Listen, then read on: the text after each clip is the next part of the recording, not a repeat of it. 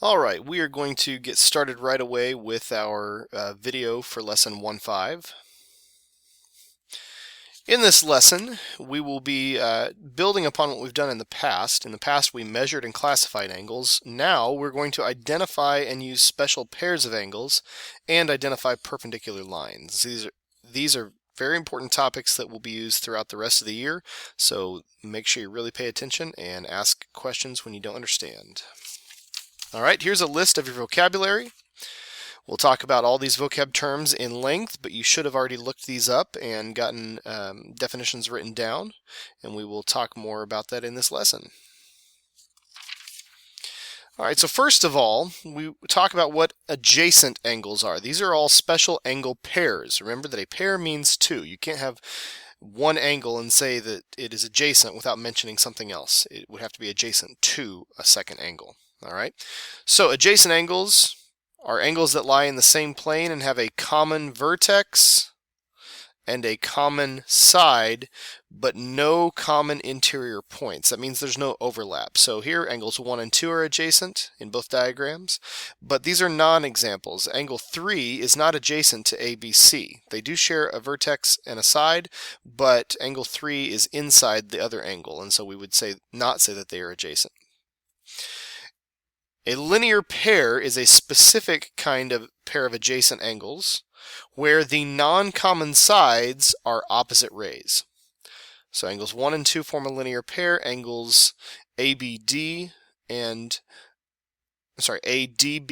CDB do not.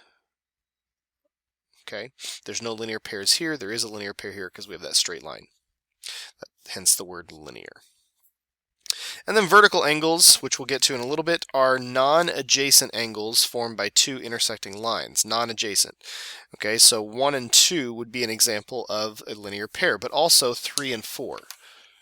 Okay, 3 and 4 are also not linear pair, vertical angles. Said the wrong word. 1 and 2 form vertical angles, and 3 and 4 form vertical angles.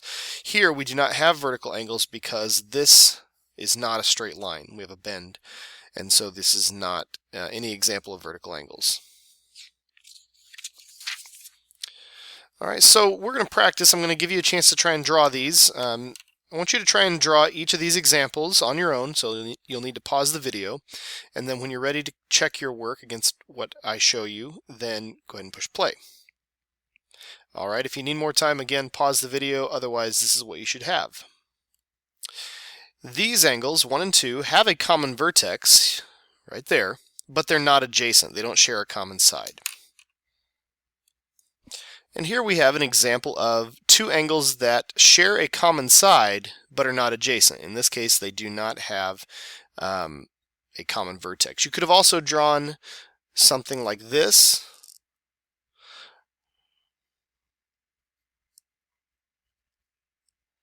Angle 1 and angle ABC share a vertex and a common side, but they're not adjacent because angle 1 is actually part of angle ABC. It's on the interior. All right, so in this next exercise, this example 1, we're going to tell whether the angles are only adjacent and form a linear pair. In that case, we'll just write linear pair, or whether they're not adjacent. All right, so let's look at example 1A, angles 5 and 6. Angle 5 and 6 are right here. They have a common vertex. They do share a common side, and the non-common sides do form this pair of opposite rays. And so we would say they are a linear pair. And we will abbreviate linear pair from now on as LIN period, PR period. Okay, let's look at angles 7 and SPU. Angle 7 is marked here, and SPU, you'll see, is bigger. It includes 7 and 5 because angle 7 is on the interior of angle SPU. We would say that they are not adjacent. All right. I want you guys to try parts C and D on your own. Again, pause the video so you can complete that part. All right, this is what we should get. For part C, angles 7 and 8 do share a common vertex, but no other common sides, so they are not adjacent. And part D, angles 5 and 7 share a common vertex and a common side. So they are adjacent, but the non-common sides do not form opposite rays, and so we say it's adjacent only. All right, the former angle pairs that we looked at, adjacent or a linear pair or vertical angles, all have to do with the placement of the angles, the positioning of the angles. These angle pair relationships that we're going to look at have a little bit to do with that, but have more to do with the angle measures themselves.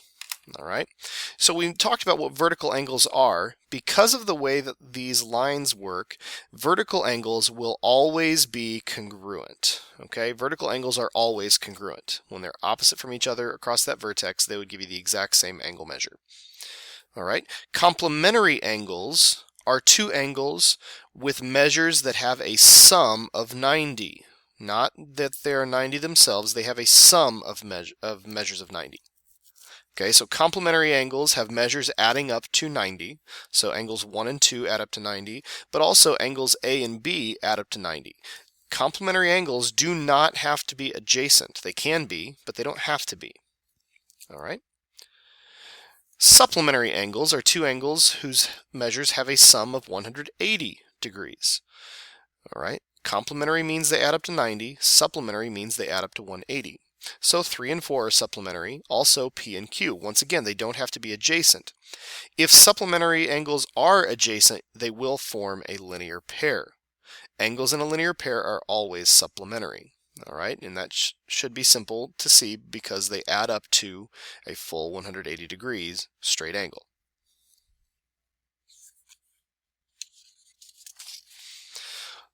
Okay, and so if you are ever asked to find the supplement of an angle, you are looking for the number that would add up to the rest of the 180 degrees. And so you just take 180 minus the angle to find its supplement. Same idea for finding the complement of an angle. You take 90 minus the angle to find its complement. So in example 2, that's what we're finding. We're finding the complement of both angles E and F. So there's really two parts. The first part is if you were just given a numeric angle measure. So to find the complement of angle F, we take 90, because we're talking about the complement, not supplement, 90 minus the measure of angle F, which is 90 minus 59, and we get 31 degrees.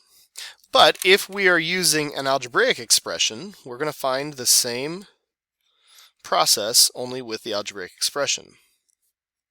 So the complement of angle E is still 90 minus the measure of angle E, which in this case would be 90 minus the quantity, and you have to use parentheses here, 7x minus 12. And the reason that you have to use parentheses is when you work this out algebraically, we're actually distributing the minus sign. 90 minus 7x is kind of straightforward, but remember that we're subtracting a negative 12. So that minus negative 12 actually translates to adding 12. Now, the only thing we can do in a problem like this is to add like terms. 90 and 12 are like terms, so that should be a total of 102, and then our negative 7x. You can write your answer that way, or you can put the minus 7x first and add the 102 afterwards. All right. Most of the time, I'll just allow you to leave your answers written that way. Okay, we're going to do the same thing for finding the supplement of an angle, only instead of 90, we're going to use 180. So to find the supplement of angle F, we use our 180 and subtract the given 116.5, and when you get 63.5 degrees. But in order to find the supplement of an angle given its algebraic expression for a measurement, we're going to still take 180, but when we subtract, we're going to subtract with our parentheses and actually subtract the 10 and the 7x. So 180 minus 7x minus 10 gives me 170 minus 7x.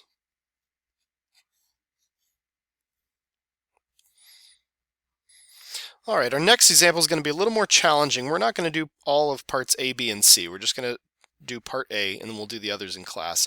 But we're given these expressions that relate an angle measure to its complement or supplement, and so we have to be able to set up an equation to solve this, instead of just trying to guess and check. So here's what we're given.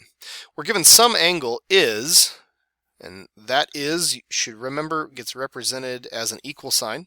So some angle is equal to 10 degrees more than 3 times the measure of its complement. And we're supposed to find the measure of the angle and its complement. So here's how we're going to do that. We're going to let x equal that angle. When it says 10 degrees more than, that tells you you're going to take 10 and add something to it. And then it says 3 times the measure of its complement. The complement of x is given as the expression 90 minus x. If we remember back to the previous example, to find the complement, you take 90 and subtract the angle. And so when it says 3 times the measure of its complement, we're just going to multiply that quantity by 3. And so you can see by kind of mapping it out from your sentence, the equation we're going to solve is x equals 10 plus 3 parentheses 90 minus x. Instead of coming up with a different variable to represent the complement, we're going to express the complement as 90 minus the angle measure. All right? And so to solve this, we first distribute. 3 times 90 is 270. And 3 times negative x is minus 3x. Then we're going to combine these like terms and also add 3x to both sides. I can do that in the same step. X plus 3x is 4x. Sorry, I said add. And 10 plus 270 is 280. And then we solve for x by dividing by 4. So x ends up being 70. But we want the angle and its complement. We found x, the angle measure. The complement of that is when we take 90 and subtract 70, and that's 20. So both angle measures are 70 and 20. All right, we'll do more of these, parts B and C. We'll do these two in class, but for the sake of time in our video, we're going to move on. All right, examples 4 and 5 deal with vertical pairs. Now, to name the pairs of vertical angles, we're just going to look at our diagram and figure out which two are not adjacent. So first I said angle HML.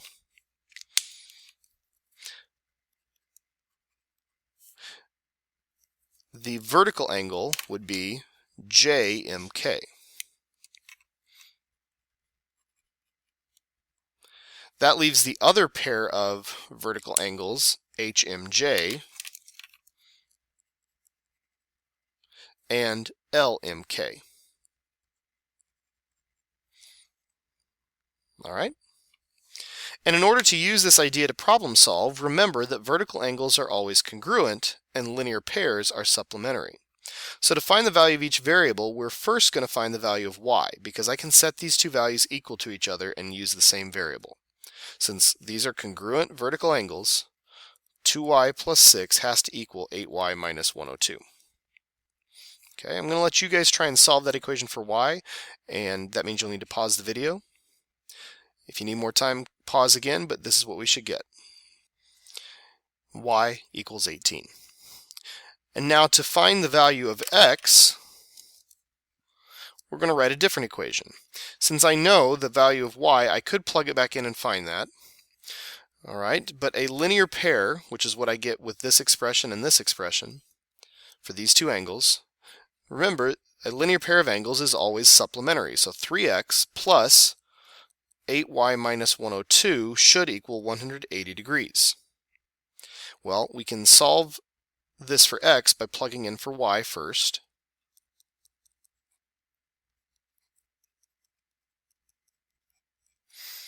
And you should be able to solve this on your own.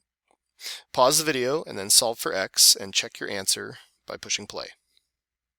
All right, this is what we should get. X equals 46. All right, we are running short on time, so that leaves our final example to be done during class.